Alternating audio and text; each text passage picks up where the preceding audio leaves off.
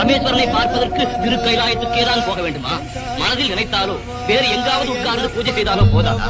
ஐயா, பசுவின் உடம்பில் இருக்கும் பாலை மடியை பிடித்து கறந்தால்தானே வருகிறது. அதன் வாலையோ காலையோ பிடித்து இழுத்தால் பால் வரும். அதே போல் ஆண்டவனை தரிசிக்க வேண்டும் என்றால் திருக்கைலாயம் சென்றுதான் தரிசிக்க வேண்டும். என் அப்பன் ஈசன் அமர்ந்திருக்கும் திருக்கைலாய மலையை கண்டுவிட்டேன். என் கண்பற்ற பெயரை அறிந்துவிட்டேன். இனி கணப்பொழுதில் சிகரத்தை அறிந்து என் அப்பனை தொழுது இந்த ஏழைக்கு அருள் செய்ய என்று வேண்டிக் கொள்கிறேன்.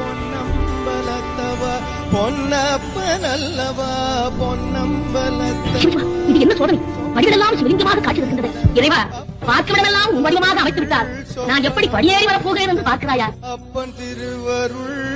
எங்கும் நீயே நிறைந்திருக்கிறாய் என்பதை எனக்கு எடுத்துக்காட்டு.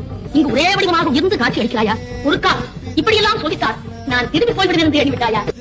உன் வடிவங்களை நீ இங்கிருந்து அகற்றினாலும் இனி நான் படிகளில் காலால் நடந்து வருவதாக என் தலையால் நடந்து வந்தாலும் உன்னை ரசித்தேன்.